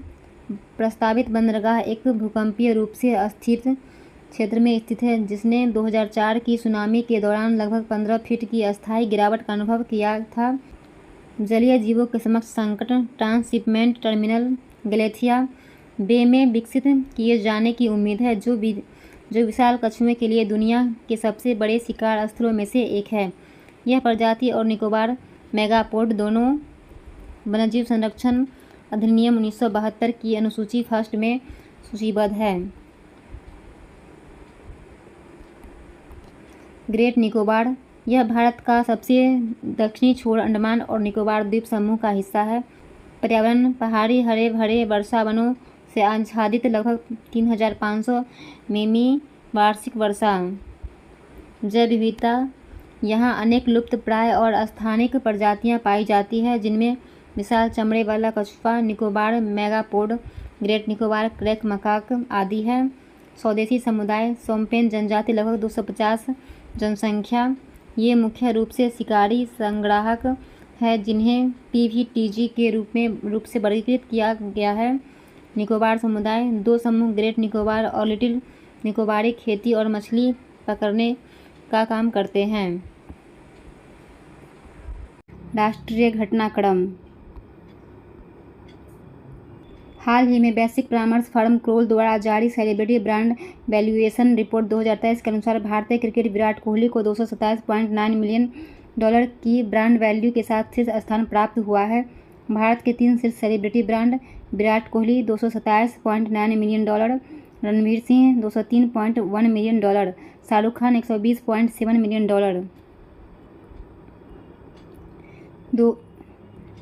21 जून 2024 को 10वें अंतर्राष्ट्रीय योग दिवस के अवसर पर आयुष मंत्रालय तथा भारतीय अंतरिक्ष अनुसंधान संगठन इसरो के द्वारा एक संयुक्त पहल योगा फॉर स्पेस का आयोजन किया गया है। हाल ही में गुजरात के भुज स्थित स्मृति वन भूकंप मेमोरियल संग्रहालय को यूनेस्को द्वारा प्रति वर्ष घोषित होने वाले आर्किटेक्चर तथा डिजाइन क्षेत्र के प्रतिष्ठित प्रिक्स वर्सेइल्स अवार्ड के अंतर्गत विश्व के 7 सबसे सुंदर संग्रहालयों की सूची में स्थान मिला है। स्मृति वन भूकंप स्मारक का निर्माण 26 जनवरी 2001 को गुजरात के कच्छ में आए विनाशकारी भूकंप के प्राण गंवाने वाले नागरिकों के सम्मान में किया गया है। इस स्मारक को लोकार्पण अगस्त 2022 को प्रधानमंत्री श्री नरेंद्र मोदी द्वारा किया गया था। हाल ही में केंद्र सरकार द्वारा डाकघर अधिनियम 2023 के प्रावधानों को लागू करने के लिए अधिसूचना जारी किया गया है। इस अधिनियम का उद्देश्य समाज के अंतिम व्यक्ति तक नागरिक केंद्रित सेवाओं, बैंकिंग सेवाओं और सरकारी योजनाओं का लाभ प्रदान करने के लिए एक सरल विधायी ढांचा तैयार करना है। इस अधिनियम में भारतीय डाक अधिनियम 1898 का स्थान लिया गया है। यूनिसेफ के साथ साझेदारी में स्वतंत्र US शोध संगठन हेल्थ इफेक्ट्स इंस्टीट्यूट द्वारा प्रकाशित एक रिपोर्ट के अनुसार दुनिया भर में वायु प्रदूषण के कारण 2021 में 81 लाख लोगों की मौत हुई है। भारत में वर्ष 2021 में वायु प्रदूषण के कारण 21 लाख लोगों की मौत हुई है। हाल ही में कैबिनेट द्वारा देश में जलमार्ग के माध्यम से कनेक्टिविटी को मजबूत करने के लिए महाराष्ट्र के बधावन में उलड़वेद ग्रीनफील्ड पोर्ट के निर्माण को स्वीकृति दी गई है। 76,220 करोड़ रुपए की कुल लागत से बनने जा रहा यह बंदरगाह दुनिया के शीर्ष 10 बंदरगाहों में शामिल होगा। 19 जून 2024 को प्रधानमंत्री श्री नरेंद्र मोदी द्वारा बिहार के राजगीर में प्राचीन विश्वविद्यालय के खंडहरों के करीब स्थित नालंदा विश्वविद्यालय के नए परिसर का उद्घाटन किया गया है। विदेश मंत्री एस जयशंकर तथा 17 देशों के राजदूत ने इस कार्यक्रम में हिस्सा लिया। इस विश्वविद्यालय की स्थापना नालंदा विश्वविद्यालय अधिनियम 2010 के माध्यम से की गई। हाल ही में चर्चा में रहा विंसर वन्यजीव अभ्यारण्य उत्तराखंड के अल्मोड़ा में स्थित है। इस अभ्यारण्य में लगी भीषण जंगल की आग को नियंत्रण करने के लिए भारतीय वायुसेना द्वारा Mi-17V5 हेलीकॉप्टर तैनात किया गया है। जून 2024 में लद्दाख में हेमिस मठ के प्रसिद्ध हेमिस फेस्टिवल का आयोजन किया गया। हेमिस महोत्सव तिब्बती कैलेंडरों में 5वें महीने के 10वें दिन मनाया जाता है, जो आमतौर पर जून या जुलाई में पड़ता है। यह 2 दिवसीय उत्सव तिब्बती बौद्ध धर्म के संस्थापक गुरु पद्मसंभव के जन्म दिवस का उत्सव मनाता है। हाल ही में भारत की प्रसिद्ध महिला मुक्केबाज लवलीना बोरगोहेन ने चेक गणराज्य में आयोजित ग्रैंड प्रिक्स 2024 मुक्केबाजी टूर्नामेंट में महिलाओं के 75 किलोग्राम वर्ग में रजत पदक हासिल किया है। हाल ही में महाराष्ट्र के एक किसान और एग्रो रेजर्स के संस्थापक सिद्धेश साकोड़े को मरुस्थलीकरण के रोकथाम के लिए UNCCD द्वारा भूमि नायक नामित किया गया है। 17 जून को विश्व मरुस्थलीकरण और सूखा दिवस के द्वारा UNCCD द्वारा जर्मनी के बॉर्न में आयोजित एक कार्यक्रम में 10 लैंड हीरो के नामों की घोषणा की गई है। हाल ही में उत्तर प्रदेश के शामिल जिले के गुड़ को GI टैग प्रदान किया गया है। 15 से 21 जून के मध्य आयोजित 18वें मुंबई अंतर्राष्ट्रीय फिल्म महोत्सव में वन्यजीव फिल्म निर्माता सुबैया नल्ला नल्ला मुथु को V Shantaram lifetime achievement award से सम्मानित किया गया है। हाल में भारतीय सेना को भारत का पहला स्वदेशी रूप से निर्मित आत्मघाती ड्रोन नागास्त्र फर्स्ट की पहली खेप प्राप्त हुई है। नागास्त्र फर्स्ट को सोलार इंडस्ट्रीज की सहायता company economy explosive limited EAL और Z motion autonomous systems private limited द्वारा डिजाइन और विकसित किया गया है। आत्मघाती ड्रोन को सेना द्वारा लाइटनिंग म्यूनिशन भी कहा जाता है। 9 किलोग्राम वजन नागास्त्र 30 मिनट तक उड़ान भर सकता है। यह 15 किलोमीटर की दूरी तक 1 किलो हथियार ले जाने में सक्षम है। दिल्ली के उपराज्यपाल विनय कुमार सक्सेना द्वारा हाल ही में लेखिका अरुंधति राय पर वर्ष 2010 में कश्मीर पर एक भड़काऊ भाषण के आरोप में गैर कानूनी गतिविधियां रोकथाम अधिनियम 2010 के तहत मुकदमा चलाने की मंजूरी दी गई। हाल ही में 13 और 14 जून 2024 को नई दिल्ली में भारत IORA हिंद महासागर रिम एसोसिएशन क्रूज पर्यटन सम्मेलन का आयोजन किया गया। भारत IORA क्रूज पर्यटन सम्मेलन का आयोजन भारतीय विदेश मंत्रालय द्वारा हिंद महासागर रिम एसोसिएशन सचिवालय और federation of India chambers of commerce and industry FICCI के सहयोग से किया गया था। हाल में भारतीय घुड़सवार श्रुति वोरा घुड़सवारी में 3 स्टार ग्रांड प्रिक्स घुड़सवारी प्रतियोगिता जीतने वाली पहली भारतीय घुड़सवार बन गई। हाल ही में मध्य प्रदेश के मुख्यमंत्री डॉक्टर मोहन यादव द्वारा राजा भोज एयरपोर्ट भोपाल से PM श्री पर्यटन वायु सेवा का उद्घाटन किया गया है। यह सेवा 8 प्रमुख शहरों भोपाल, इंदौर, जबलपुर, रीवा, उज्जैन, ग्वालियर, सिंगरौली और खजुराहो को हवाई मार्गों के नेटवर्क के माध्यम से जोड़ती है। हाल ही में केंद्र सरकार द्वारा उत्तराखंड के जोशीमठ नगर और कोसियाकुटौली तहसील का नाम बदलकर क्रमशः ज्योतिमठ और कैचीधाम रखने के प्रस्ताव को मंजूरी दी गई है। जून 2024 में अहमदाबाद स्थित भौतिक अनुसंधान प्रयोगशाला के वैज्ञानिकों ने मंगल ग्रह पर तीन नए क्रेटर खोजे हैं। ये क्रेटर मंगल ग्रह के थारिस ज्वालामुखी क्षेत्र में स्थित है। भौतिक अनुसंधान प्रयोगशाला की सिफारिश पर अंतर्राष्ट्रीय खगोलीय संघ द्वारा क्रेटर का नाम भारत के वैज्ञानिक समुदाय और भारतीय स्थानों के नाम पर रखने की मंजूरी दी गई है। सबसे बड़े क्रेटर का नाम प्रोफेसर देवेंद्र लाल के सम्मान में लाल क्रेटर रखा गया है। 2 अन्य क्रेटरों का नाम मुरसान क्रेटर तथा हिल्सा क्रेटर तथा उत्तर प्रदेश के मुरसान शहर तथा बिहार के हिल्सा शहर के नाम पर रखा गया है। केंद्रीय कृषि तथा किसान कल्याण मंत्रालय के अनुसार जून 2023 से मई 2024 की अवधि में देश भर में 1,16,000 किसानों ने स्वेच्छा से प्रधानमंत्री किसान सम्मान निधि योजना के तहत अपना लाभ छोड़ दिया है।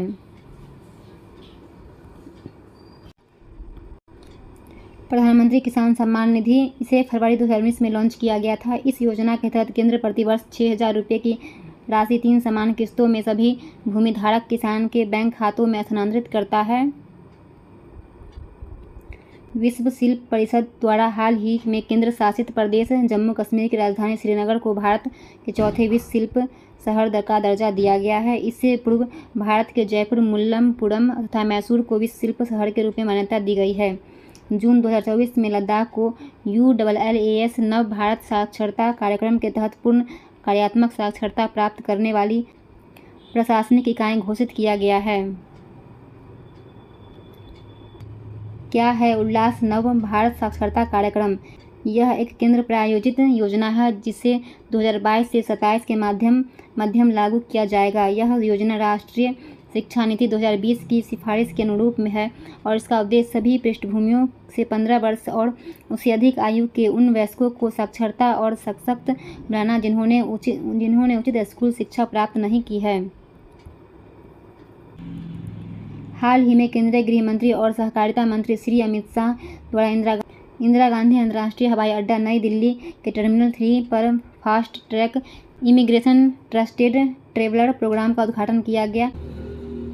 Fast track immigration trusted traveller programme Bharat सरकार की एक पहल है जिससे भारतीय नागरिकों और ओवरसीज सिटीजन ऑफ इंडिया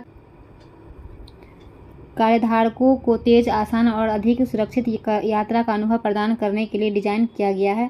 हाल ही में यूनेस्को द्वारा केरल के कोझिकोड शहर को भारत का पहला सिटी ऑफ लिटरेचर घोषित किया गया है। अक्टूबर 2023 में कोझिकोड को यूनेस्को क्रिएटिव सीरीज नेटवर्क की साहित्य श्रेणी में स्थान प्राप्त हुआ है।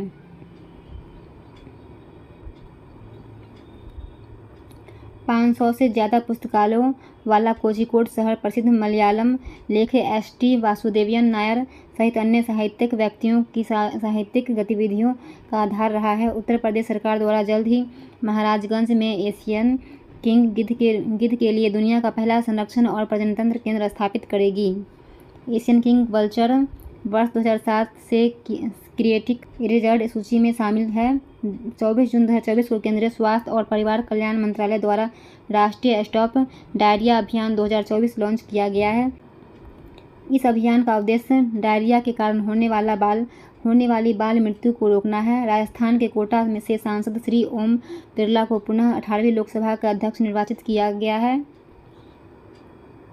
1952, 1967, 1976 में हुए वोटिंग के बाद लोकसभा अध्यक्ष पद के लिए यह चौथा मुकाबला था। विपक्षी दल इंडिया ब्लॉक द्वारा के सुरेश को लोकसभा अध्यक्ष पद के लिए उम्मीदवार घोषित किया गया। हालांकि विपक्ष द्वारा मत विभाजन के लिए दबाव नहीं डाला गया। ओम बिरला 2 बार पूर्ण कार्यकाल के लिए चुने जाने वाले दूसरे लोकसभा अध्यक्ष। प्रथम डॉक्टर बलराम जाखड़ा। श्री बिरला 2 बार लोकसभा अध्यक्ष निर्वाचित होने वाले छठे अध्यक्ष हैं। प्रथम लोकसभा अध्यक्ष जी.वी. मालवंकर।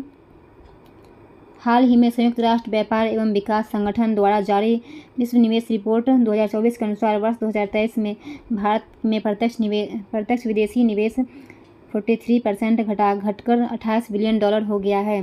प्रत्यक्ष विदेशी निवेश के मामले में भारत वर्ष 2022 में 8वें स्थान से फिसलकर 2023 में 15वें स्थान पर आ गया है।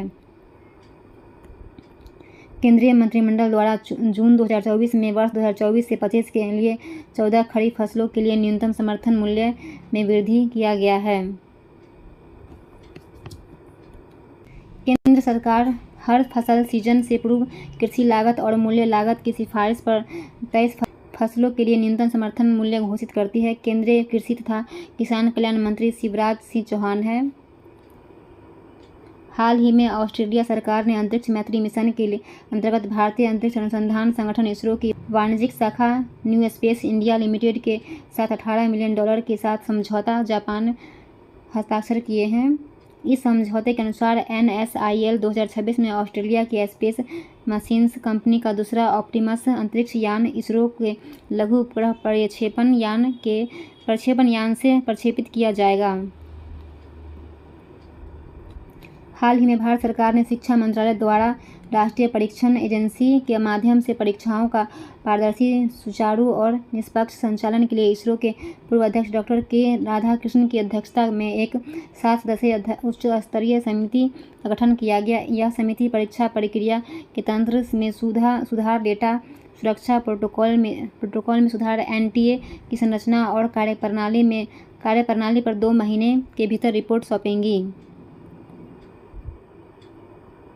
सरकार द्वारा यह कदम नीट परीक्षा 2024 में पेपर लीक विवाद और नेट UGC परीक्षा के स्थगित होने के मद्देनज़र उठाया गया। हाल ही में भारत सरकार द्वारा नीट परीक्षा में गड़बड़ी को लेकर विवाद के कारण नेशनल टेस्टिंग एजेंसी के महानिदेशक सुबोध कुमार सिंह को बर्खास्त कर दिया गया। सरकार द्वारा भारत व्यापार संवर्धन संगठन के अध्यक्ष और प्रबंध निदेशक प्रदीप सिंह खरोला को NTA का महानिदेशक नियुक्त किया गया। राष्ट्रीय परीक्षण एजेंसी NTA की स्थापना 2017। केंद्रीय शिक्षा मंत्री धर्मेंद्र प्रधान। हाल ही में बांग्लादेश प्रधानमंत्री शेख हसीना को 2 दिवसीय भारत यात्रा के दौरान कनेक्टिविटी, ऊर्जा और बुनियादी ढांचे और अन्य क्षेत्रों में सहयोग को आगे बढ़ाने के लिए 10 नए समझौता ज्ञापन पर हस्ताक्षर किया गया। वाली सरकार के तीसरे कार्यकाल के लिए शपथ लेने के बाद भारत की यात्रा करने वाली एक पहली विदेशी नेता है। हाल ही में भारत सरकार के स्वामित्व वाली कोल इंडिया लिमिटेड की सहायक कंपनी ईस्टर्न कोलफील्ड्स लिमिटेड द्वारा झारखंड के जामताड़ा जिले में कास्ता कोयला ब्लॉक में भूमिगत कोयला गैसीकरण के लिए भारत की पहली पायलट परियोजना की शुरुआत की गई। जून 2024 के केरल विधानसभा द्वारा सर्वसम्मति द्वारा सर्वसम्मति से राज्य का नाम बदलकर केरलम करने का प्रस्ताव पारित किया। मलयालम भाषा में केरल का नाम केरलम है।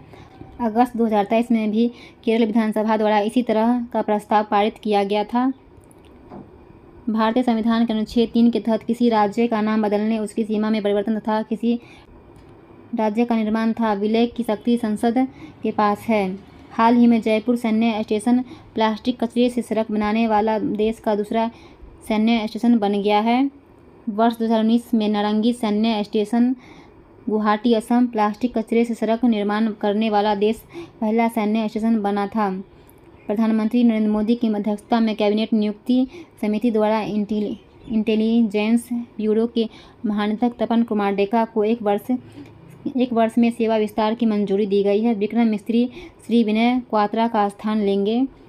विक्रम मिस्त्री भारत के 35वें विदेश सचिव होंगे। हाल ही में लेफ्टिनेंट जनरल NS राजा सुब्रमण्यम भारत के अगले थल सेना उप प्रमुख के रूप में नियुक्त को मंजूरी मिल गई है। थल सेना अध्यक्ष प्रमुख श्री उपेंद्र द्विवेदी हाल ही में रियासी जिले में चिनाब नदी पर निर्मित विश्व के सबसे ऊंचे रेलवे आर्च पुल पर प्रथम टाइल रन सफल रहा। रामबन जिले के संगलदान से रियासी स्टेशन के तक 46 किलोमीटर के इस सफर में कुल 1.5 घंटे लगे। रियासी में निर्मित यह विश्व का सबसे ऊंचा रेलवे आर्च पुल 1.3 किलोमीटर लंबा चिनाब नदी के तल 359 मीटर ऊंचा है। वैज्ञानिक सूचना प्रसारक एल्सेवियर द्वारा जारी शोध और नवाचार में लैंगिक समानता की दिशा में प्रगति 2024 की समीक्षा शीर्षक वाली रिपोर्ट के अनुसार भारत महिला शोधकर्ताओं की संख्या में तीसरे स्थान पर आ गया है। जून 2024 में वैशाले सेरेवी की भारत की पुरुष तथा महिला रग्बी टीमों का मुख्य कोच बनाया गया है। भारत सरकार द्वारा हाल ही में देश में आपराधिक न्याय प्रणाली को मजबूत करने के लिए राष्ट्रीय फोरेंसिक अवसंरचना विकास योजना को मंजूरी दी गई है। यह योजना केंद्रीय गृह मंत्रालय द्वारा लागू की जाएगी। केंद्र सरकार ने यह योजना के लिए वर्ष 2024 से 25, 2028 से 29 के लिए 2254.45 करोड़ रुपए का आवंटन किया गया है। NFIES the national forensic infrastructure enhancement scheme June 2024 में असम के गुवाहाटी के कामाख्या मंदिर में प्रसिद्ध अम्बुबाची मेला प्रारंभ हुआ है। यह उत्सव देवी कामाख्या के वार्षिक मासिक धर्म उत्सव का प्रतीक है। अंतर्राष्ट्रीय घटनाक्रम अर्थ सिस्टम साइंस डेटा पत्रिका में global assessment of N2O emission report प्रकाशित हुई। वर्ष 2020 में मानव जनित N2O उत्सर्जन की मात्रा के हिसाब से शीर्ष 5 उत्सर्जन देश चीन 16.7%, भारत 10.9%, संयुक्त राज्य अमेरिका 5.7%, ब्राज़ील 5.3% और रूस 4.6% थे। इस रिपोर्ट के अनुसार भारत नाइट्रस ऑक्साइड N2O उत्सर्जन का विश्व का दूसरा सबसे बड़ा स्रोत है। जून 2024 में Swedish think tank Stockholm international peace research institute SIPRI द्वारा हाल ही में दुनिया भर के परमाणु हथियारों की स्थिति को लेकर एक रिपोर्ट जारी किया गया है। रिपोर्ट की प्रमुख बातें वर्तमान में विश्व में 9 परमाणु संपन्न देश है, जिसमें USA, रूस, ब्रिटेन, फ्रांस, चीन, भारत, पाकिस्तान, उत्तर कोरिया और इजराइल शामिल है। जनवरी 2024 तक परमाणु हथियारों का कुल वैश्विक भंडार लगभग 12,121 था, जिनमें से लगभग 9,585 सैन्य भंडार में थे। संयुक्त राज्य अमेरिका के पास संयुक्त रूप से कुल परमाणु हथियारों का लगभग 90% हिस्सा है। जनवरी 2024 में भारत के संग्रहित परमाणु हथियारों की संख्या 172 थी, जबकि पाकिस्तान के पास जनवरी 2024 तक परमाणु हथियारों की संख्या 170 थी। इस सूची में भारत पाकिस्तान को पीछे छोड़ते हुए विश्व के परमाणु हथियार संपन्न राष्ट्रों में छठे स्थान पर आ गया है। हाल ही में कैमरून के पूर्व प्रधानमंत्री फिलेमोन यंग को संयुक्त राष्ट्र महासभा के 79वें सत्र का अध्यक्ष चुना गया है। फिलेमोन यंग त्रिनिदाद और टोबैगो के डेनिस फ्रांसिस 78वें सत्र का अध्यक्ष का स्थान लेंगे। हाल ही में थाईलैंड की संसद द्वारा समलैंगिक विवाह को कानूनी मान्यता को देने के बाद थाईलैंड समलैंगिक विवाह को मंजूरी देने वाला दक्षिण पूर्व एशिया का पहला तथा एशिया का तीसरा देश बन गया है। इससे पूर्व ताइवान और नेपाल द्वारा समलैंगिक विवाह को अनुमति दी गई। हाल ही में पीटर पेलेग्रिनी ने स्लोवाकिया के छठे राष्ट्रपति के रूप में शपथ ली है।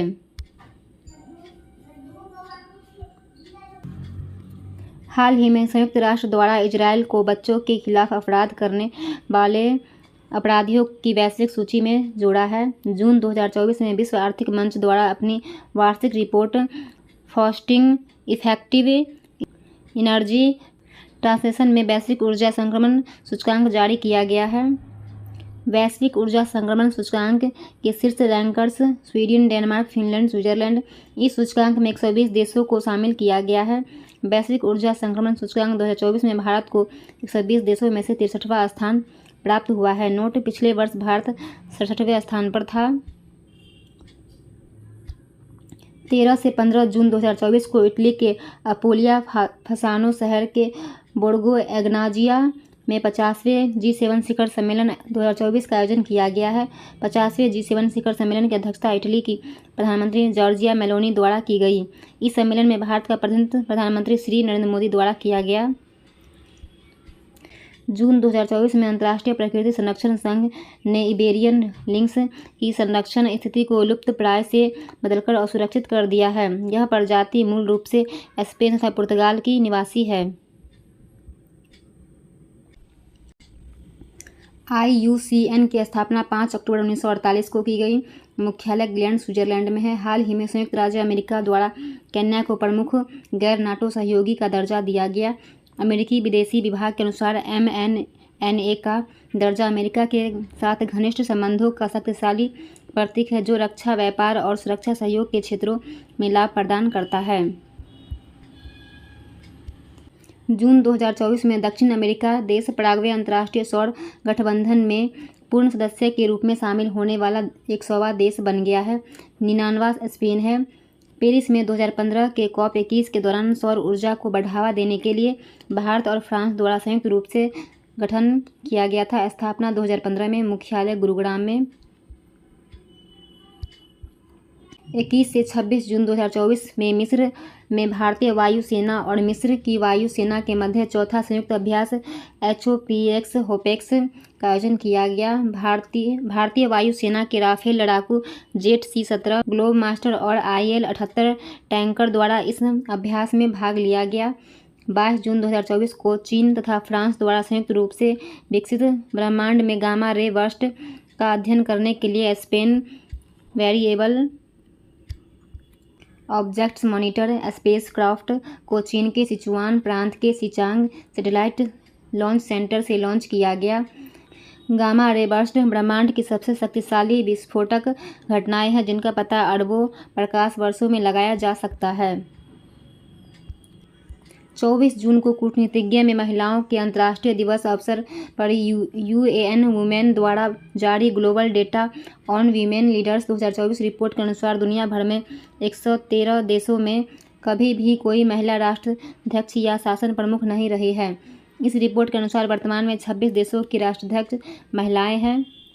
वर्तमान में विश्व के केवल 23% मंत्री पद महिलाओं के पास है। 7 देशों के मंत्रिमंडल में शून्य महिला प्रतिनिधित्व है।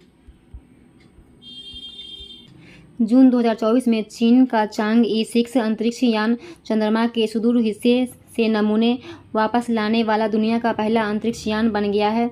इसके साथ ही चीन ने चंद्रमा के फॉर्माइड से चट्टान तथा मिट्टी के नमूने को वापस लाने का एकमात्र देश है ऐतिहासिक उपलब्धि हासिल की है। हाल ही में मुस्लिम बहु देश तजाकिस्तान ने सार्वजनिक धार्मिकता पर अंकुश लगाने के लिए तथा राष्ट्रीय संस्कृति की रक्षा करने के लिए हिजाब पर प्रतिबंध लगाने के लिए नया कानून पारित किया है। नया कानून हिजाब तथा अन्य सभी प्रकार के विदेशी परिधानों पर प्रतिबंध लगाता है। इसके अलावा ईद उल फितर और ईद उल अजहा पर बच्चों के जश्न मनाने पर भी प्रतिबंध लगाया गया है। जून 2024 में पुर्तगाल के पूर्व प्रधानमंत्री एंटोनियो कोस्टा को यूरोपीय संघ की यूरोपीय परिषद के अध्यक्ष के रूप में चुना गया है। स्काई टैक्स द्वारा आयोजित वर्ल्ड एयरलाइंस अवार्ड्स 2024 में कतर एयरवेज को दुनिया का सर्वश्रेष्ठ एयरलाइन घोषित किया गया है। पूर्व मुख्य सचिव और ब्रिटेन के नेपाल के राजदूत लोकदर्शन रैग्मी को भारत में नेपाल का नया राजदूत नियुक्त किया गया है। जून 2024 में कनाडा द्वारा ईरान के सशस्त्र बल की शाखा इस्लामिक रिवॉल्यूशनरी गार्ड कॉर्प्स को आतंकी इकाई घोषित किया गया है। कनाडा द्वारा इस घोषणा के बाद IRGC के सदस्यों की कनाडा में प्रवेश पर प्रतिबंध लग गया है। वर्ष 2019 में संयुक्त राज्य अमेरिका IRGC को आतंकी संगठन घोषित कर चुका है। जैव विविधता और पारिस्थितिकी तंत्र सेवाओं पर अंतर सरकारी मंच को वर्ष 2024 का ब्लू प्लैनेट पुरस्कार जीता गया है। ब्लू प्लैनेट पुरस्कार की शुरुआत 1992 में रियो अर्थ समिट के दौरान की गई। IPBES की स्थापना 2012 में, मुख्यालय बॉन, जर्मनी में। जून 2024 में यूक्रेन मानव रहित प्रणाली बल सशस्त्र बलों की एक नई शाखा बनाने वाला दुनिया का पहला देश बन गया है। बिहार राज्य विशेष 19 जून 2024 को प्रधानमंत्री नरेंद्र मोदी द्वारा बिहार के राजगीर में नालंदा विश्वविद्यालय के नवीन परिसर का उद्घाटन किया गया। वर्ष 2016 में यूनेस्को द्वारा नालंदा विश्वविद्यालय के अवशेष को वर्ल्ड हेरिटेज साइट में शामिल किया गया था। नालंदा विश्वविद्यालय का निर्माण गुप्त शासक कुमार गुप्त द्वारा करवाया गया था। हाल ही में पटना उच्च न्यायालय द्वारा एक ऐतिहासिक फैसला सुनाते हुए बिहार में सरकार द्वारा सरकारी नौकरी तथा उच्च शिक्षण संस्थाओं के दाखिले में आरक्षण की सीमा को बढ़ाकर 65% करने का निर्णय रद्द कर दिया गया है। मुख्यमंत्री नीतीश कुमार की सरकार द्वारा जातीय जनगणना के बाद यह फैसला लिया गया था। केंद्रीय टेक्सटाइल मंत्री श्री गिरिराज सिंह बेगूसराय से सांसद द्वारा हाल ही में बेगूसराय में देश का 19वां निफ्ट खोले जाने की बात कही गई है। बिहार विधान परिषद के सभापति देवेंद्र चंद्र ठाकुर ने इस्तीफा दे दिया है। 18वीं लोकसभा चुनाव में श्री ठाकुर सीतामढ़ी से सांसद चुने गए हैं। भाजपा के वरिष्ठ नेता अवधेश नारायण सिंह को बिहार विधान परिषद का कार्यकारी सभापति नियुक्त किया गया है। जून 2024 में मुख्यमंत्री श्री नीतीश कुमार द्वारा पटना के सम्राट अशोक कन्वेंशन केंद्र स्थित ज्ञान भवन में 2 दिवसीय आम महोत्सव का आयोजन किया गया। हाल ही में बिहार कैबिनेट द्वारा पटना के बाद बिहार के 4 अन्य शहरों मुजफ्फरपुर, गया, दरभंगा, भागलपुर में मेट्रो रेल के परिचालन के प्रस्ताव को सैद्धांतिक सहमति दी गई। सरकार द्वारा इन 4 शहरों में मेट्रो परिचालन की संभाव्यता का पता लगाने का कार्य गुरुग्राम स्थित राइट्स लिमिटेड को सौंपा है। जून 2024 में बिहार के उप मुख्यमंत्री श्री सम्राट चौधरी को पुनर्गठित GST दर युक्तिकरण पैनल का संयोजक नियुक्त किया गया है। जून 2024 में छत्तीसगढ़ उच्च न्यायालय के जज रहे जस्टिस अरविंद सिंह चंदेल का पटना उच्च न्यायालय में स्थानांतरण कर दिया गया है। संविधान के अनुच्छेद 222 के तहत राष्ट्रपति द्वारा CJI के साथ परामर्श कर उच्च न्यायालय के जजों को तबादला किया जाता है। हाल ही में सरकार द्वारा मुख्यमंत्री डिजिटल हेल्थ योजना के लिए 17.55 करोड़ रुपये जारी किए गए हैं। हाल ही में बिहार के जमुई से भाजपा विधायक श्रेयसी सिंह का पेरिस ओलंपिक 2024 के शॉटगन ट्रैप वुमेन प्रतियोगिता में चयन हुआ है। प्रसिद्ध निशानेबाज श्रेयसी सिंह इससे पूर्व कॉमनवेल्थ गेम्स में गोल्ड मेडल 2018 जीत चुकी है।